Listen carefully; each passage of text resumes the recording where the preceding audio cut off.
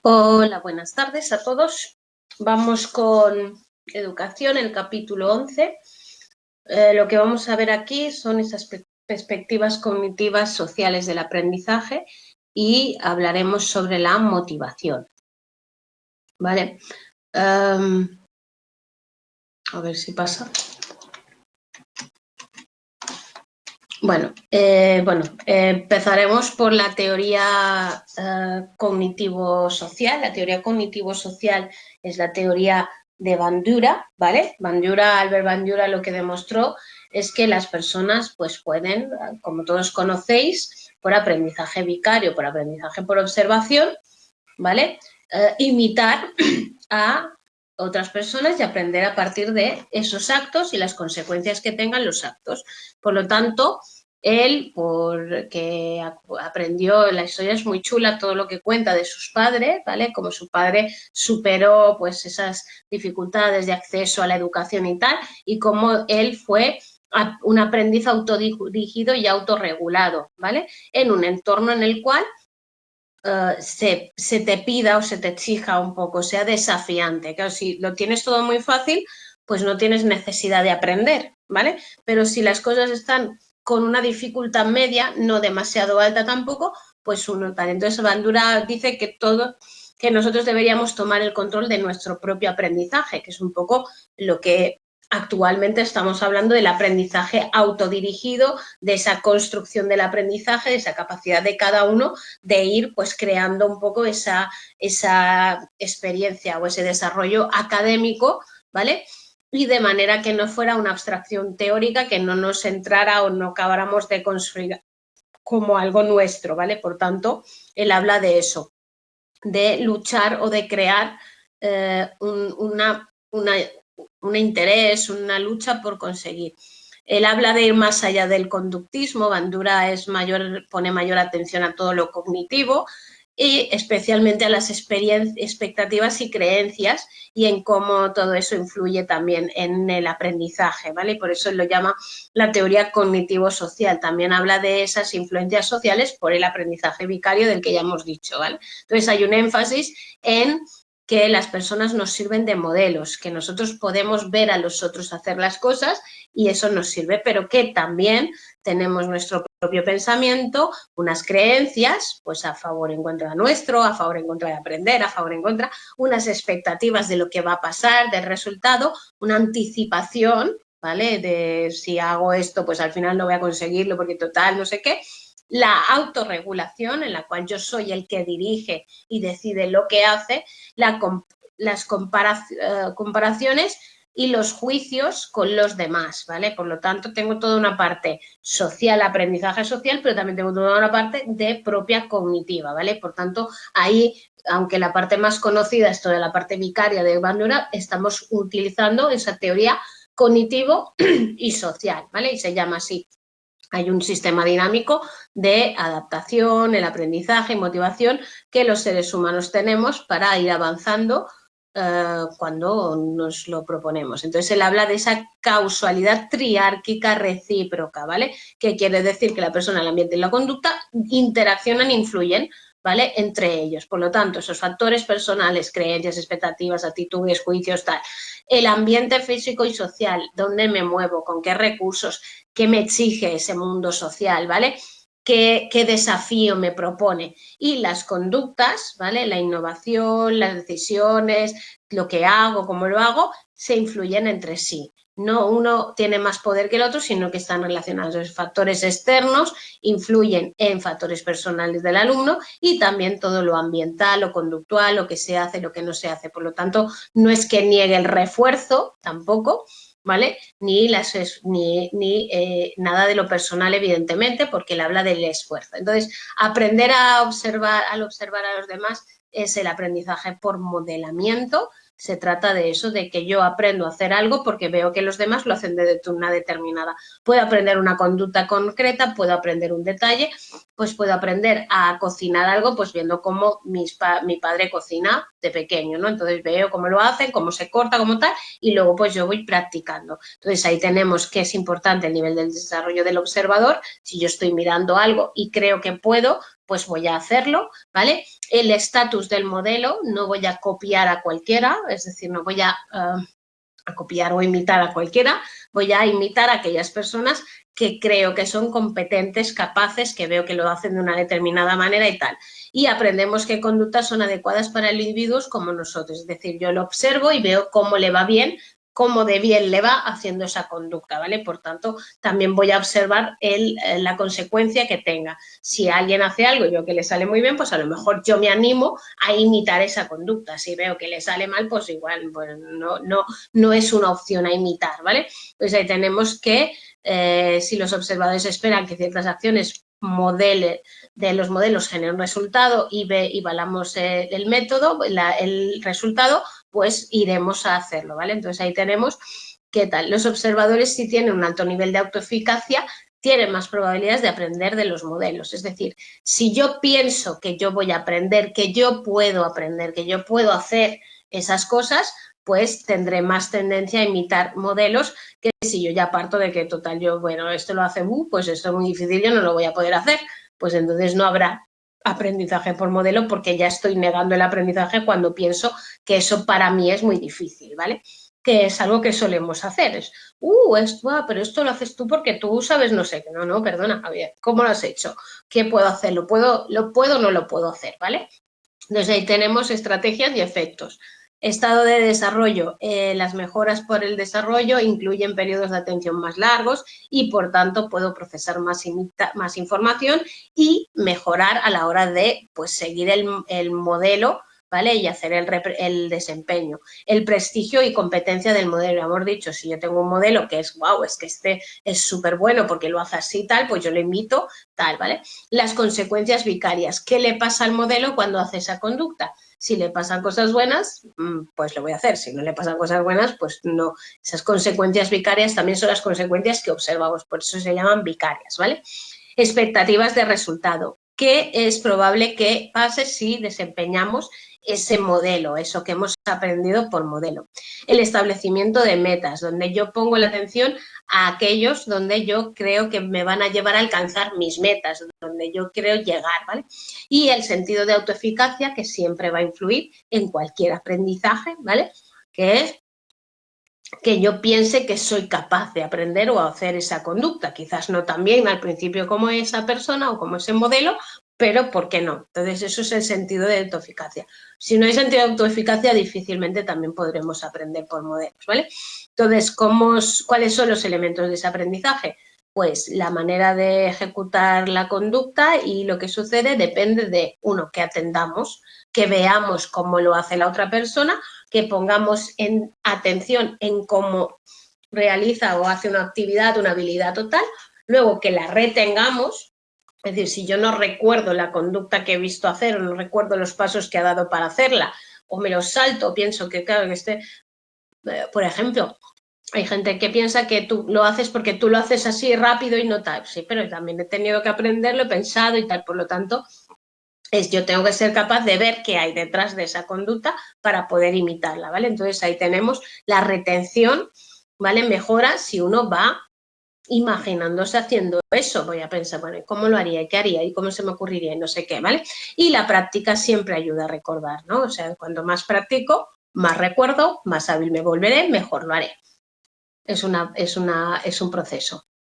La motivación y el refuerzo, el reforzamiento, ¿vale? Entonces, una cosa es, yo lo he visto, quiero usar esto, empiezo a hacerlo, pero también es importante que si tenemos ganas de hacerlo y si al hacerlo tenemos incentivos, pues que esa conducta se va a hacer más importante. Por lo tanto, también hablan del refuerzo. Lo que pasa, él habla de 3 formas de refuerzo. El directo, ¿vale? El observador reproduce la conducta y el modelo y reciben un refuerzo directo. Oye, toma un regalito, toma esto, muy bien, lo has hecho muy bien, tal. El reforzamiento vicario, que yo veo que esa persona recibe un refuerzo por haber hecho la conducta y por lo tanto digo, bueno, pues la voy a hacer. Cuidado que abajo pone que también el castigo vicario, ¿vale? Es decir, a este le han metido un palo, yo no lo voy a hacer, porque a ver si a mí me van a meter el mismo palo, por lo tanto también funciona. Y el autorrefuerzo, que sería el control de los reforzadores. Importante que tanto alumnos como profesores aprendan a reforzarse a sí mismos, a autorreforzarse, porque muchas veces esperamos el refuerzo externo, pero ese refuerzo externo hay cosas que no ve, no observa o no va a reforzar y por tanto somos nosotros quienes tenemos que aprender a reforzar según qué cosas. Entonces, ¿cómo se enseña, qué enseña en la enseñanza? ¿Cómo lo vamos a utilizar? Pues lo vamos a utilizar para dirigir la atención, para estimular conductas existentes, para cambiar inhibiciones, para enseñar nuevas conductas y actitudes, para despertar emociones. Para dirigir la atención, porque cuando uno observa, ¿vale?, aprende y por tanto nosotros podemos dirigir la atención de los que aprenden a quien nos interesa que observe. ¿Vale? Para perfeccionar comportamientos ya aprendidos. O sea, yo empiezo a hacer algo, lo tengo hecho, pero tú me demuestras cómo puedo mejorarlo o hacerlo algo mejor. Por lo tanto, es aprendizaje por modelo. Fortalecer o debilitar inhibidores. Si todo el miembro de una clase ven que cuando alguien hace una trastada lo que consigue es pues que le hagan caso, que le saquen fuera, que es lo que él quería, o qué tal, pues al final lo que consigue, ven que eso es lo bueno. Es decir, mira, había, no sé si es en este libro, creo que no, que era en otro, que había el caso de un chaval que explicaban eso, que el chaval se metía con una profesora y la profesora la echaba. Entonces la echaba y la llevaban al director y en el director había el despacho del director, pero se ve que había una secretaría y tal, donde el tío se lo pasaba bomba. Entonces empezó con ese efecto expansivo a explicarle a todo el mundo que se hicieran cosas malas para que les llevaran allí, porque allí se lo pasaban bomba. Y entonces el efecto de esa conducta negativa fue reforzado y entonces al final eran más chavales que hacían la misma conducta. O este hecho de te saco fuera de la clase y te vas al pasillo y te pasas ahí el rato, pues a lo mejor es un poco lo que fuera. Luego, la enseñanza de nuevas conductas, evidentemente, se aplica deliberadamente en el aula para enseñar esas habilidades mentales o ampliar horizontes. Es decir, cuando estemos haciendo una actividad mental, espérate qué pienso, voy a ver cómo encuentro esto, tú me has preguntado que si yo sé no sé qué, pues entonces estoy enseñando también a modelar ese pensamiento. Yo creo que siempre nos falla eso, nos falla con los alumnos explicarles cómo llegamos a esa conclusión, cómo hacemos ese proceso, cómo hemos aprendido o cómo estamos pensando, ¿no? Y entonces yo creo que modelar el cómo se piensa es muy importante, pero no se nos ocurre.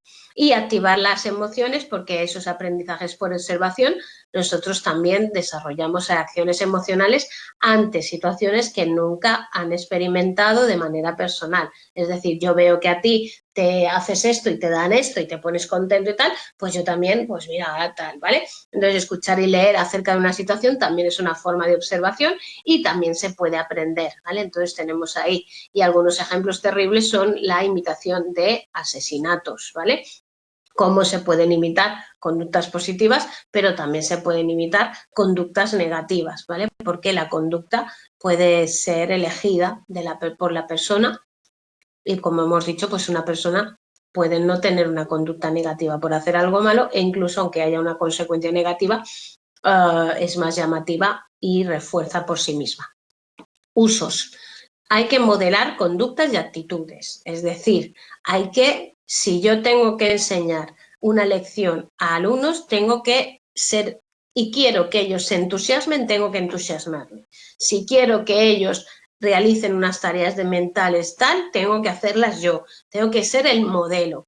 Tengo que modelar la resolución de problemas. Vamos a pensar lo que nos están diciendo, vamos a pensar qué podemos hacer, vamos a pensar, ¿vale? Utilizar pares, especialmente los líderes de la clase, como modelos, para que se trabaje en grupo, no diciendo, mira, lo que ha hecho, que lo hace muy bien y los demás no, cuidado.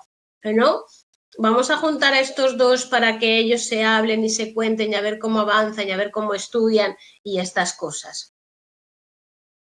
Entonces eso nos ayuda porque fomentamos el buen modelo. Lo que pasa es que a veces reforzamos el mal modelo, como hemos dicho antes, y por tanto eso no nos ayuda.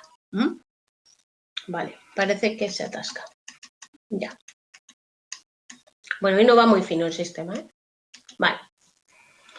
Vale. Entonces, también asegúrese de que los alumnos vean las conductas positivas y que esas conductas producen refuerzos positivos. Es decir, lo que decíamos hace un momento, ¿qué estamos reforzando en clase? El que menganito que se levanta y hace no sé qué. Ah, pues no, pues hay que reforzar el que está currando, el que está haciendo, el que tal, ¿vale? Obtenga ayuda de los líderes de clase para modelar conductas del grupo. Es decir, hay que intentar que esos estudiantes más populares nos ayuden para que otros estudiantes puedan, pues, llegar a tener pues, un estatus mejor o mejorar. Vale, luego viene el tema de la autoeficacia y la agencia. Bandura habla de la predicción, ¿vale? De ese posible resultado de conducta que es crucial para que uno se mantenga en esa conducta, se esfuerce, persista, tenga perseverancia y esté ahí metido. Y por tanto, él cree que toda esa predicción, esa agencia, eso que yo pienso que va a pasar, va a afectar a mi autoeficacia. Si yo creo que no me va a ir bien y que no soy capaz y que eso va a ser muy difícil para mí, pues mi desempeño va a ser mucho menor que si yo pienso que yo soy capaz y que me va a ir bien, ¿no? Entonces está ahí el cómo me va a ir, ¿vale? Esa agencia consiste en la habilidad para tomar decisiones intencionales y organizadas con planes de acción, ¿vale? Para ir haciendo los pasos adecuados para conseguir mi objetivo y hacerlo de manera pues motivada, regular, etcétera, ¿vale? Entonces un poco como yo voy enfocando esto. Luego, entonces dentro de esto entra la autoeficacia, que está relacionada con el autoconcepto y la autoestima, ¿vale? La autoeficacia es la evaluación que yo hago de mi capacidad para desempeñar alguna cosa, yo voy a poder, yo voy a ser capaz, yo voy a luchar, pero lo voy a conseguir, ¿vale? El autoconcepto es normalmente la imagen que yo he construido de mí mismo, es esa descripción sin juicio de valor que hago sobre mí mismo, y la autoestima es el juicio de valor personal que hago, es decir, a partir de mi autoconcepto, de mi definición, pues mira, soy simpático, soy amable, un poco cabezón, a veces obstinado, pero me caigo bien a la gente, me gusta relacionarme con los demás o no sé qué, y yo, pues mira, esto no está tan malo, bueno, ser cabezón es negativo, pero bueno, en general, pues entonces tendría una autoestima positiva. Si lo que veo es todo lo malo que hago, que es lo que solemos enfocar, que ya os digo yo que en la práctica lo que vemos muchas veces es que la gente se enfoca mucho en lo que hace mal, pues ahí, ¿vale? Estamos generando la baja autoestima o la autoestima negativa. Bien, entonces, ¿de dónde surge o qué fuentes tenemos de autoeficacia? Pues Bandura habló de diferentes fuentes. Una, la experiencia de dominio, es decir, lo que yo creo que sé de ese dominio, de ese contexto. Entonces, si yo soy una persona que tengo experiencias directas, que ya he hecho varias veces esas cosas, ¿qué tal? Pues si considero que es algo que yo tengo controlado, pues esa experiencia de dominio me va a llevar a tener una autoeficacia más positiva.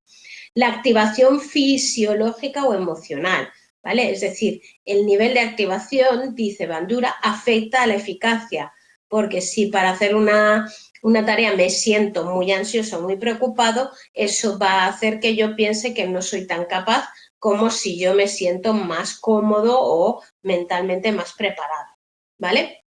Luego pasamos, bueno, no sé si se ha pasado, sigue enganchado esto.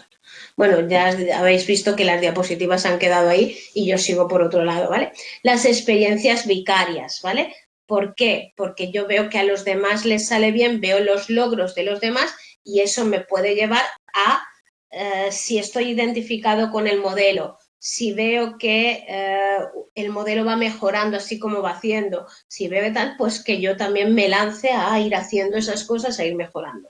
La persuasión social, pues se llama en mexicano la plática alentadora, es decir, los ánimos, el refuerzo positivo verbal, ¿vale? Eso, o una retroalimentación específica sobre el desempeño. que me digan que yo puedo, que lo hago bien, que soy capaz, que yo he hecho muchas cosas así de tal, que cual. Entonces ahí tenéis esa eficacia. Entonces ahí luego hay un cuadro con diferentes ejemplos de este tema.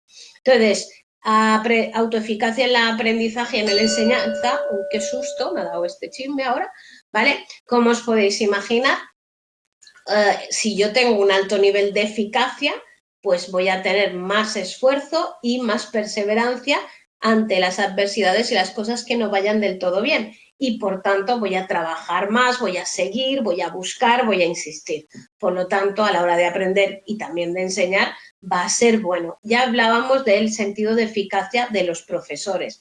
No sé si os acordáis, pero en el capítulo 1 salía que es uno de los pocos factores que parece que realmente influye en el rendimiento de los alumnos, de los factores del profesor, que es el sentido de eficacia.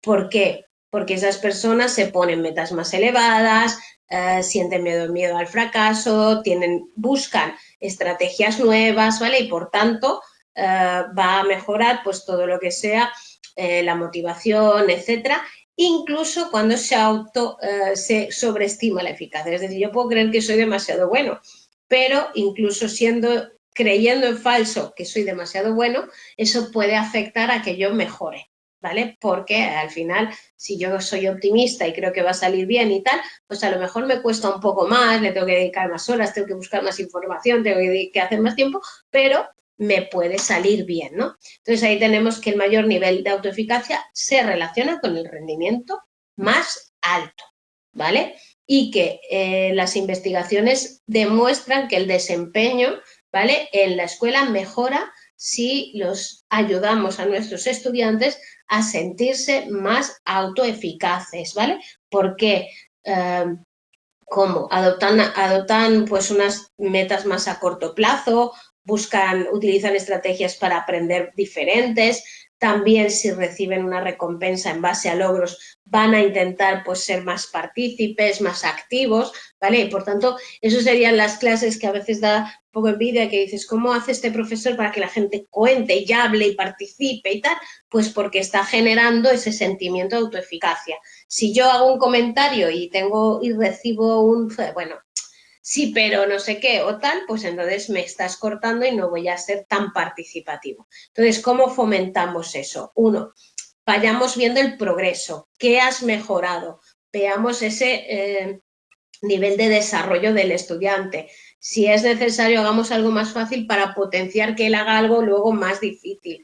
Animémoslos en mejorar lo que hayan hecho. Oye, has hecho esto, ahora ve un paso más, tira un dal, ¿vale? Organice el portafolio para que ellos puedan tener esos trabajos buenos también, que vayan haciendo y que mejoren, ¿vale? Entonces, establezca metas de aprendizaje para sus alumnos y modele que lo vayan consiguiendo, ¿vale? Entonces, hay que ir pues siempre reforzando progreso y mejora, compartir ejemplos de desarrollo, ir haciendo ese proceso. Lo que no podemos pretender, que a veces da la impresión quizás falsa, de yo te empiezo a enseñar algo y ya quiero que lo sepas a la primera. Pues hay que repetir, hay que ir haciendo, hay que ver en qué ha mejorado, en qué ha fallado, pues vamos a reforzar eso que ha mejorado, etcétera. Yo soy una profesora ilusa, yo siempre pienso que todo el mundo puede, ¿vale? Pues creo que es una manera de decir, oye, pero ¿qué ha hecho bien? Pero si esto lo has hecho bien, va, pues intenta hacer eso también y verás cómo te va a salir y tal. Incluso a veces son los propios chavales que me dicen, pero ¿tú te crees que yo voy a poder con esto? Pues sí, si quieres, sí, vamos a por ello. Y flipan, o sea, tal cual, alucinan, palabra más correcta. Haga sugerencias específicas para mejorar y modifique las calificaciones cuando se logren esas mejoras.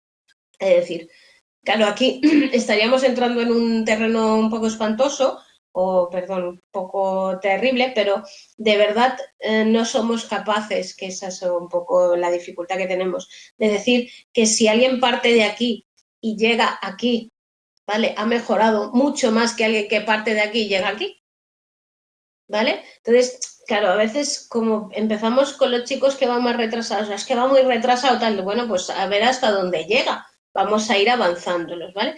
Yo esto sí lo he vivido en persona, es profesores que esperan que sus alumnos ya lo sepan casi todo o vengan tan preparados a nivel que ellos pretenden. Entonces tú dices, bueno, si vienen a un nivel más bajo, pues ya ellos tendrán que hacer porque yo no les voy a explicar. Pues si no explicas esto y les va a marcar a que no aprendan esto, pues vas a fracasar en tu tarea de que aprendan lo tuyo, ¿vale? Por lo tanto, y tal. Entonces, a veces vamos a ir modificando para que vayan mejorando. Si no les podemos poner un 10, pues pongámosles un 6, pero no les bajemos al 3, porque al final tal. Entonces, ahí es un poco ese juego de ir reforzando y reforzando. Haga hincapié en las relaciones entre los esfuerzos y los logros pasados. Es decir, ¿y cómo conseguiste ese día? Porque hay padres que te cuentan, por ejemplo, tengo casos de niños que no sé si cuando estudia saca buenas notas y tú dices, sí, ¿por qué no le recuerdas esto?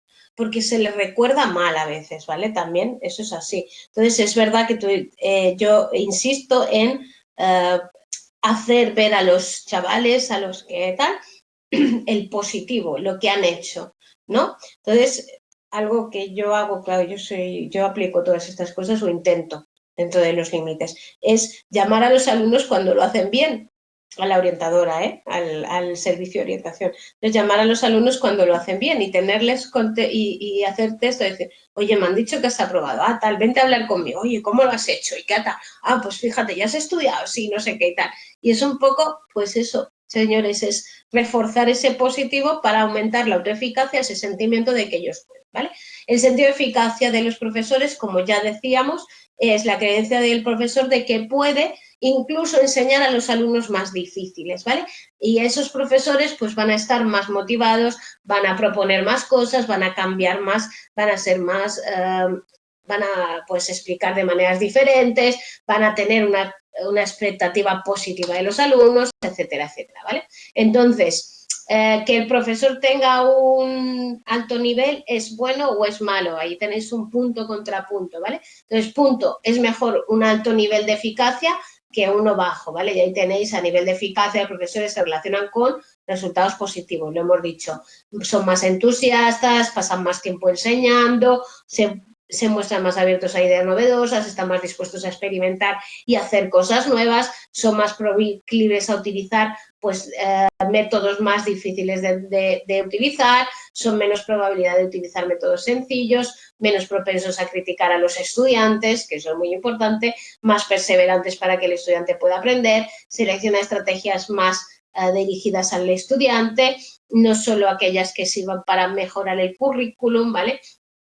Supervisar el trabajo de los alumnos de manera más activa, etcétera, etcétera, ¿vale? Contrapunto, un alto nivel de eficacia implica ciertos problemas y ahí tenéis a varios autores que hablan de que puede ser problemático, uno, porque haya un optimismo excesivo y por tanto unos profesores que creen, pues, se habla de novatos, que son muy buenos o que van a conseguir todo, pues al final no mejore o no interfiera o no influya eso en la efectividad real, ¿vale? Luego el optimista poco realista, ese que cree que toda experiencia va a ser un aprendizaje y qué tal, ¿vale? Luego habla de esa resistencia a adquirir nuevos conocimientos o habilidades, es decir, si yo me creo que ya soy muy bueno o soy muy eficiente, pues a lo mejor no voy a avanzar en intentar pues aprender cosas nuevas y por tanto pues me voy a quedar pues apagado, retrasado en modelos, en cosas de estas, o en habilidades o en propuestas, ¿vale?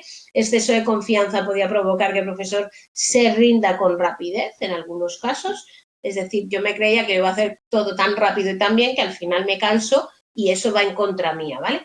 O creer que se tiene una baja eficacia es esencial para futuros profesores, ¿vale? La duda motiva el cambio. Quienes dicen eso, ¿vale? Dicen que si yo no pienso que lo sé todo, pues a lo mejor podemos hacer que los demás, pues podemos hacer eso, que como yo me creo que lo sé todo, pues los demás no me sigan o no tal, ¿vale? Luego entramos ya en aprendizaje autorregulado. Seguimos hablando de Bandura y seguimos hablando de toda la teoría, ¿vale? En la cual él pone en marcha también esa iniciativa de que los estudiantes tienen que creer en sí mismos, entender que ellos son los responsables de ese aprendizaje que ellos hagan y, por tanto, buscar entender que un aprendiz autorregulado tiene una combinación de habilidades, tanto de académicas como de autocontrol, que le permite pues, aprender, además de una capacidad y una voluntad propia, ¿vale? Entonces, como vosotros sois especialistas en aprendizaje autorregulado, porque la UNED crea aprendices autorregulados, ¿vale? Tenéis que ver un poco ahí vuestra habilidad, ¿no? Entonces, el aprendiz autorregulado, voy a ver un poco de agua, perdón. Lo que hace es trabajar duro, ¿no? y transformar sus habilidades mentales en habilidades y estrategias para aprender, para mejorar, académicas, tal, ¿vale? Presta atención a sus emociones, etc. Entonces, ¿cómo influyen en la autorregulación? ¿Qué influye en esta regulación? Vale, influyen los conocimientos previos que tengamos. Recordad que en todas las teorías cognitivas siempre se habla de que tenemos que activar nuestros conocimientos previos para hacer el aprendizaje significativo. Si no activo mi conocimiento previo sobre algo, mi mente no asimilará tan bien la nueva información, sino que la colocará en un bloque separado y será todo como muy complicado de adquirir, ¿vale? De retener. Segundo, la motivación. ¿Vale? El grado de activación que yo tengo de cara a ponerme a trabajar, a estudiar, a preparar material, a buscar cosas, ¿vale? Y luego la autodisciplina, la voluntad. Esa tenéis, ¿no?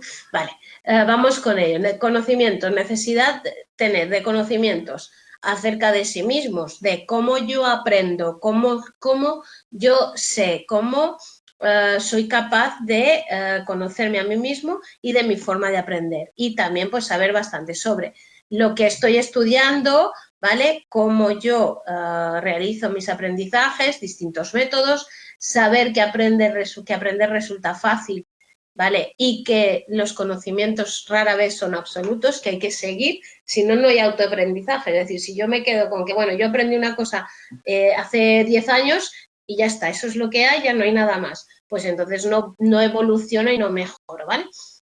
¿Qué más? ¿Saben aprender resulta difícil? Esto, fácil he dicho yo antes, ¿verdad? No, difícil. Perdón, aprender resulta difícil. Quiere decir que al final cuando algo es fácil es que no estás aprendiendo, porque no te está aportando, ¿vale? Un cierto grado, no excesivamente difícil. Recordad que hay que tener si no la motivación se nos va abajo del todo. Tiene que haber, pero tiene que ser en cierta manera una tarea, suponer un reto que nos aporte algo. Si es muy fácil no vamos a aprender, ¿vale? Entonces saben lo que requiere cada tarea y son capaces de buscar o aplicar esas estrategias. Es decir, no podemos pretender autoaprender, ¿vale? Estamos hablando del autoaprendizaje, todo de la misma manera, que es lo que hace la gente, ¿no? Yo siempre estudio así. ¿Y cómo es? Pues me escribo todo lo que leo. Y, pues siempre igual. Y digo, vale, pues nada. ¿Y mates? Claro, también. Y tú, bueno, claro, también las mates son diferentes. Y yo qué sé, de esto, pues sí, porque no es bien, pero a lo mejor eso que es un contenido diferente, que tiene una información diferente y tal, tú la puedes aprender de una manera diferente y otra la puedes aprender de otra manera, ¿vale? Aplican muchas de esas estrategias de forma automática. Eso es un concepto del aprendizaje importante, ¿vale? ¿Qué pasa con el aprendizaje? Que los que más han estudiado, más saben aprender o más han estado trabajando en eso, el tema es que han adquirido una automatización de esas estrategias para aprender. Hacer resúmenes, leer, parafrasear, hacerte preguntas, elaborar el contenido, ¿vale? Y eso hace que seas mucho más hábil luego a la hora de hacerlo, porque lo haces sin darte cuenta. Personas que como les cuesta más, pues hacer un resumen ya es un esfuerzo. Pues no, resumir para una persona que tiene ese conocimiento y sabe hacerlo, pues ya se ha convertido en algo fácil. Y también saca mucho qué voy a hacer con esto, dónde voy a aplicar esto, para qué me sirve esto que aprendo, ¿vale? Entonces, aplicar ese contexto, como hemos siempre, elaborarlo, buscar ejemplos, decir dónde lo voy a hacer, a qué me sirve o para qué me va a ir aportando, ¿vale? Siempre nos va a aportar pues esa capacidad de aprender mucho más que una persona que no tiene esos conocimientos, que es lo que habla uno del aprendizaje autorregulado. Luego está la motivación. Evidentemente, los aprendices que autorregulados están motivados, porque yo tengo que hacer el trabajo, yo soy el que busca, yo soy el que aplica, yo soy el tal. Por tanto, tienen que estar motivados para aprender, ¿vale? Y por tanto tienen que buscar y crear que todas esas tareas que les toca hacer les interesen. ¿Qué pasa hoy con muchos estudiantes de estos pasivos que no tal? Pues que todo les parece un rollo porque todo es muy difícil, porque esto no lo voy a usar, porque esto no me va a ir bien, porque no sé qué. Y entonces, claro, a la larga ya no sirve nada porque al final no tal, ¿vale? Entonces, al final, la persona, el aprendizaje autorregulado con esa motivación es que se interesa por lo que está haciendo. Es decir, eso es el refrán, no sé si es un refrán o una frase, dice, si no te gusta lo que tienes que hacer, si no puedes hacer lo que te gusta, haz que te guste lo que tienes que hacer. O sea, al final es un poco la idea, ¿no? Y por tanto, pues interesarse, saber por qué estudian, saber por qué realizan las cosas, tener voluntad, tener autodisciplina, ponerse metas, ponerse logros, ir marcándose ese beneficio, ¿vale? Luego está la volición, que es la voluntad, hasta donde yo creo o tengo volución para hacer las cosas. La evolución es la protección. Si yo quiero, ¿vale? Pues ese aprendizaje me va a proteger, el querer me va a proteger para seguir estudiando y haciendo cosas. Si yo pienso que no quiero o que no es para mí o qué tal, pues desaparece la volición y por tanto no voy a saber por qué estudio, ¿vale? ¿Cómo desarrollamos la autorregulación? Vale, pues la autorregulación se desarrolla a lo largo de los años. En los primeros años el niño tiene menos autorregulación, ¿vale? Luego tiende a mejorar con el paso del tiempo y hay dos procesos sociales que van a ayudar. Uno es la corregulación, ¿vale? Que es esa fase en la cual los estudiantes se van adquiriendo esas habilidades de autorregulación, primero no las tienen, se les va pues enseñando, modelándole, con enseñanza directa, con retroalimentación o tal. Y luego la regulación compartida, que es cuando los estudiantes trabajan juntos y entre ellos se animan o se dicen esas cosas, venga, va, qué guay, que te ha salido esto hoy, ¿cómo lo has hecho? No sé qué y tal. Por eso se fomenta también ese aprendizaje colaborativo que puede ayudar a que aparezca eso también, ¿vale? Luego, modelos de aprendizaje autorregulados, pues hay unos estudiantes que son mejores modelos que otros, evidentemente, ¿vale?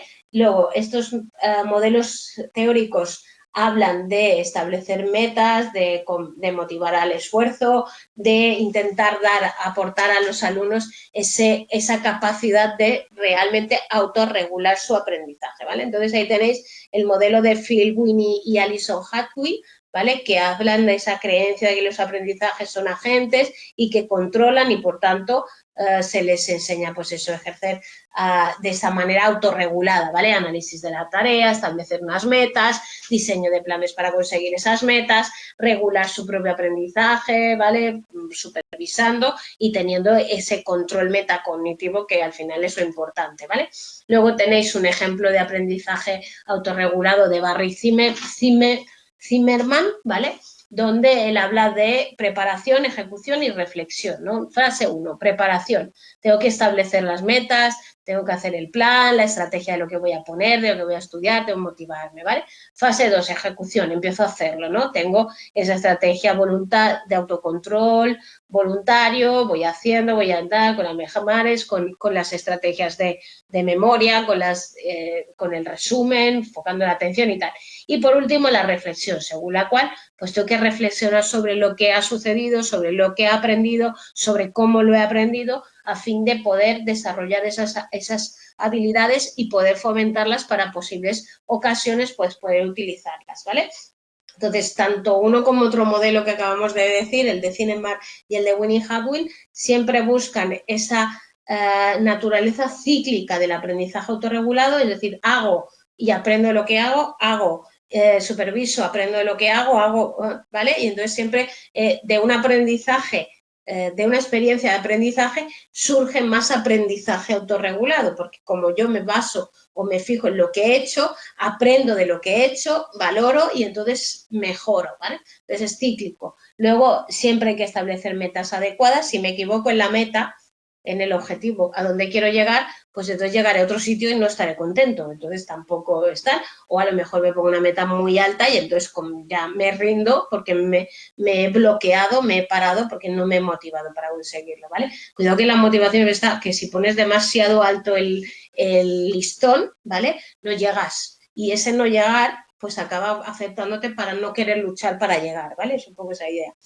Vale, requieren tácticas y estrategias de aprendizaje, tanto supervisan el progreso y modifican los planes, eso es importante, saber cambiar y saber decir, pues mira, yo estoy estudiando esto así, pero no me va, pues voy a cambiar de plan y voy a hacer otra cosa, ¿vale? Y forma en que los estudiantes perciben la tarea, recuerda la motivación, la abolición, el yo quiero estudiar, ¿vale? Y por tanto eso ya es una de esto que influye, ¿vale? Luego habla de los salones de clase, habla de los estudiantes que difieren del conocimiento y habilidades de autorregulación y, por tanto, pues que nosotros tendríamos que llegar a cada estudiante e intentar, pues, solucionar los problemas. Entonces, habla de dos ejemplos. Os pone escritura y solución de problemas por ahí, ¿vale? Luego, técnica, tecnología y autorregulación, ¿vale? Los estudiantes necesitan habilidades metacognitivas para autorregularse, ¿vale? Y para no perderse en el tema de la tecnología. ¿Qué pasa con la tecnología? Que mientras que nosotros la educación podía concebirse antes como aportar conocimientos a las personas que tenemos como alumnos, ¿vale? Ahora cada vez es más un trabajo de aportar estrategias para gestionar toda la información que tienen en, como sabemos, internet, en el móvil, en el tal, ¿vale? Y por tanto, a veces necesitan que hagamos andamiaje para que ellos puedan comprender o establecer métodos para poder controlar todo el tema de la tecnología y autorregular su aprendizaje y que no resulte todo una pérdida de tiempo, que es lo que pasa muchas veces, que pican y pican y pican y pican de un artículo a otro, de una página a otra, de tal, pero al final el concepto, el contenido no acaban pues adquiriendo el aprendizaje que tienen que adquirir, ¿vale? Luego, ¿cómo conseguir que la familia también pues haga ese aprendizaje autorregulado, fomente? Pues claro, las familias tienen mucho valor en esto, ¿vale? Porque desde la escuela deberíamos también pues hacer que esa familia sea motivadora, entonces haga hincapié en el valor de la motivación, enseña a los alumnos a motivarse entre sí, enseña a las familias a motivar a los alumnos, modele, la autorregulación. ¿Qué quiere decir? Que me vean a mí hacerlo también. Entonces al final es, pero tú autorregulas tu aprendizaje, porque si eres una persona que no lo hace o que no enseña a los alumnos a tener esa abolición, a saber lo que quieres, a saber cómo lo haces, a cambiar de estrategia, a tal, si es el que llega, hace siempre las cosas igual, tira para acá, controla esto, no sé qué, pues al final no das un modelo de autorregulación, ¿vale?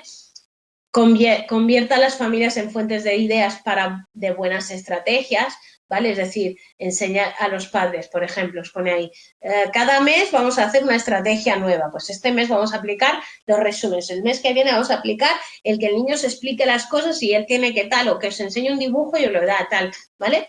Proporcione lineamientos de autoevaluación, es decir, vamos a conseguir que los alumnos se autoevalúen, que vamos a conseguir que los alumnos usen o sepan qué valor tienen las cosas y tal, de manera que ellos luego puedan hacer ese proceso que hemos dicho que al final de ese ciclo de aprendizaje autorregulado siempre hay, que es mi evaluación, lo que yo aprendo, cómo lo he hecho, qué tal ha ido, qué tal, y entonces me mejoro, ¿vale? Y entonces un poco generar esa autoevaluación es por eso, ¿vale? Entonces hay que enseñar a los estudiantes a hablar consigo mismos durante las tareas, venga, ¿qué hacemos primero? ¿Cuál es el paso? Tal, porque eso de verdad es la manera de automatizar cómo hacerlo, ¿vale? Recordad que primero tú me lo dices de fuera, luego yo lo repito contigo y luego yo me lo voy diciendo a mí. Y eso es una manera en la cual pues uno va generando esa autoinstrucción que hablaba Meichenbaum, ¿vale? Para ir controlando qué voy haciendo en cada momento. Si yo tengo un procedimiento establecido de ahora primero voy a buscar esto, luego voy a comprobar que entiendo lo que me dicen, luego voy a ver lo que tal, pues por ejemplo, del estudio. Voy a leer un poco encima el tema, a ver qué dice, tal, cuáles son los epígrafes, los títulos, de qué va esto, voy a pensar en lo que yo sé sobre eso, voy a tal. Vale, luego, siguiente paso, pues tengo que ir hablándome y Meichenbaum, por ejemplo, ahí tenéis como primero el adulto ejecuta el modelo hablando consigo mismo, luego el niño tiene que hacer lo mismo mientras el adulto también lo hace, luego el niño lo hace solo, luego el niño lo tiene que hacer internamente, de la manera que estamos introduciendo al niño en la autogestión, el control de lo que va a hacer o lo que se hace para estudiar, cosa que muchas personas no saben hacer, ¿vale? No tienen. Entonces, Brenda Marvin y Beverly Payne hablan de 4 habilidades. Escuchar, planear, trabajar y verificar. Es decir, escuchar lo que me dicen como tal, planificar qué voy a hacer, trabajar en lo que voy a hacer y verificar en lo que he hecho, de manera que voy, pues ese ciclo de ir haciendo, comprobando y tal, ¿vale? Entonces, todo eso incluye el diálogo y la interacción con el profesor y el alumno, es decir, el profesor tiene que dar ese modelo y hacer ese diálogo. El modelamiento, el que estemos acercando y enseñando que nosotros también lo hacemos. El descubrimiento guiado, el que la persona esté intentando hacer lo mismo que nosotros le vayamos guiando para que lo haga. Las estrategias motivacionales de qué me digo para ir mejorando, la retroalimentación, el recibir el refuerzo, el que me digan, sí, esto bien, tal, esto mejorado, no sé qué. El ajuste cuidadoso de la tarea. Incluso el alumno participa en diseñar. Esto es difícil, pero bueno, es tenerlo en cuenta. Entonces, programas de intervención para toda la escuela son programas basados en modificación de conducta en los cuales se habla de programa de poder afrontamiento, del poder de afrontamiento, que incluye entrenar a padres y hijos, en los cuales pues se enfoca se enfoca en la agresividad o en el enfado y se hace pues hincapié en usar esa emoción, que yo siempre digo que es muy, muy energética, da mucha activación, en proponerse cambios y en hacer las cosas de otra manera y en plantearse cómo mejorar para cambiar lo que nos está haciendo enfadar. Las herramientas para mejorar. Luego os habla de ayudar a los estudiantes a llevarse bien con otros también, ¿vale? Y pues ahí hacer toda una intervención. ¿Cómo autorregulamos la emoción? Pues ahí tenéis Castle, que habla de 5 competencias. La conciencia emocional, ¿vale? Perdón, la conciencia personal, yo la llamo emocional, que es cómo yo me siento, mis sentimientos, mis intereses, ¿vale? Mis valores, mis fortalezas. El manejo personal, que es como yo sé manejar mis emociones, a qué nivel sé manejarlas. En la conciencia social, cómo me relaciono con los demás, cuál es mi nivel de empatía, cómo reconozco a los demás como iguales o diferentes, etcétera. Mis habilidades para relacionarme con los otros, es decir, cómo yo soy capaz de tener una conversación con la gente correcta, de manejar o resolver los conflictos que puedan surgir con otros alumnos, etcétera, y la toma de decisiones responsables, hasta donde yo pues tengo en cuenta aspectos éticos, de seguridad, de interacción social, etcétera, para tomar mis tomas de decisiones. Entonces, ayudar a generar esta regulación emocional, como hablábamos mucho, esto es la inteligencia emocional de base, ayudar a los alumnos a regular toda esta, a llevar a cabo esta autorregulación emocional, les ayudará, ¿vale?, a la hora de pues, tener un mejor desempeño en el centro, porque están gestionando una parte para evitar pues, problemas como las conductas agresivas, las dificultades con compañeros, la desmotivación, la ansiedad, etcétera. Entonces, ¿cómo fomentar la autorregulación emocional en el aula? Promoviendo un ambiente de confianza, donde se pueda hablar, donde se pueda tal, pero no escuchar chismes, ni corrillos, ni cosas de estas, sino, oye, pues vamos a tal, aplicando consecuencias justas, enseñando a reconocer y a expresar las emociones. Oye, esto me lo has dicho y me ha hecho mosquearme mucho y me molesta que me hayas dicho esto y te tengo que preguntar por qué me lo has dicho y tal, y hacer afrontamiento emocional delante de la clase para que ellos también puedan aprenderlo. Ayudar a reconocer las emociones. Tú ves la cara que te está poniendo tu compañero, pues en ese punto no te has fijado en que se está sintiendo mal por lo que le has dicho, por tal o por cual, ¿vale? Proporcionar una estrategia para manejar esa emoción. Entonces, el tema es aplicar pues alternativas para que la persona pueda manejar, pues respirar, salir un momento, hablar de otra cosa, ponerle un nombre a la emoción, ver cómo la llevamos, tal. Ayudar a reconocer esas diferencias de expresión emocional según la cultura. Cuando trabajamos en colegios inclusivos, estamos hablando de la diversidad, de dar respuesta a una atención así a todo, pues tenemos que ser conscientes de que no todos los grupos culturales responden igual a las dan o expresan igual su emocionalidad y tampoco les molestan las mismas cosas o tienen las mismas prioridades, por lo tanto hay que enseñarlo, ¿vale? Enseñar para la autoeficacia y el aprendizaje autorregulado es que esos chavales, esos alumnos más jóvenes, más mayores, necesitan desarrollar esas actividades o habilidades de aprendizaje independientes para el resto de su vida. Entonces, sí es verdad que ahora son pequeños o que tenemos unas edades concretas y podemos ir conduciéndoles que ellos, bueno, hay que leer esto y ellos sepan, leer esto, ya está lo que me dice la profe y tú que yo hago esto. Pero si no vamos abriendo el camino a que ellos sean capaces de ir haciendo esa adquisición de aprendizaje autorregulado, cuando sean más mayores, pues ya no podremos conseguirlo, ¿vale? Por tanto, cuando vamos a fomentarlo, cuando el profesor impulsa a participar en tareas significativas complejas, cuando hay un cierto grado de control sobre cómo progresa o cómo procesan el aprendizaje, cuando hay un cierto control sobre la tarea y la dificultad, cuando se le permite establecer lo que se va a evaluar, cuando se permite trabajar en colaboración con otros compañeros para ir progresando, ¿vale? Entonces, lo de las tareas complejas, entonces, tenemos, yo lo he dicho 100 veces ya hoy creo, no podemos poner tareas demasiado difíciles ni tareas demasiado fáciles. Si yo les pongo a los chavales una tarea súper difícil, les provocará frustración y no van a luchar por conseguirla, porque total no puedo hacerla, ¿vale?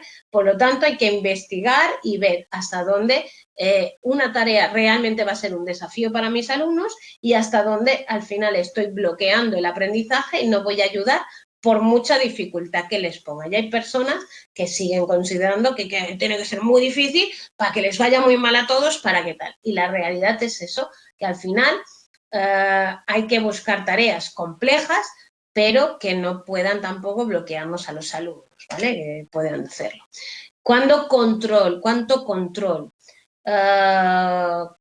Control cuando los alumnos tienen opciones, es decir, yo les tengo que dar opciones para que ellos puedan elegir. Si no hay opciones, pues no hay control por parte de los alumnos y por tanto no aprenderán a tener ese aprendizaje autorregulado, ¿vale? Entonces hay que darles o proponerles, ofrecerles oportunidades que ellos puedan ir haciendo acciones y que las vayan controlando ellos solos. Entonces ahí tenéis como los profesores con alto aprendizaje autorregulado y muy eficaces van a considerar cuidadosamente las opciones que ponen en la mano de los alumnos, van a ver cómo pueden ellos generar esas habilidades y operar de una manera más independiente, van a ofrecer retroalimentación, van a personalizar las opciones para que los alumnos puedan hacer lo que consideren, ¿vale? La parte ahí de la que hablábamos también es generar la capacidad de autoevaluación para conseguir ese ciclo que hemos dicho en el aprendizaje. Por tanto, tenemos que ser capaces de transmitir a los alumnos que se evalúen. Por ejemplo, esto lo has hecho mejor o peor que la otra vez y tú crees que has avanzado y tal. Entonces, si no les ayudamos un poco a ellos también ser capaces de incorporar esas habilidades de reflexión, pues yo lo llamaría más de evaluación, de autorreflexión, de cómo me ha ido esto, cómo he estudiado, qué nota he sacado, qué beneficio, qué he aprendido, cómo me lo he pasado haciéndolo, etcétera. Al final ellos no van a tener ese disfrute, ¿vale? Y enseñarles a colaborar, ¿vale? Y luego viene un cuadro muy largo, que lo leéis vosotros, sobre cómo integrar, ¿vale? Todas estas teorías del aprendizaje diferentes y os propone desde Skinner a la teoría cognitiva de procesamiento de información de Aronson, Piaget, Vygotsky, Bandura, ¿vale? Y ver un poco cómo se van completando todas esas teorías, ¿vale? Pero bueno, hasta aquí el tema. Mañana tenéis las diapositivas. Espero que todo haya quedado claro. Hablamos, si necesitáis algo me lo decís y muchos ánimos a todos. Y esto sigue colgadísimo. A ver si se me para.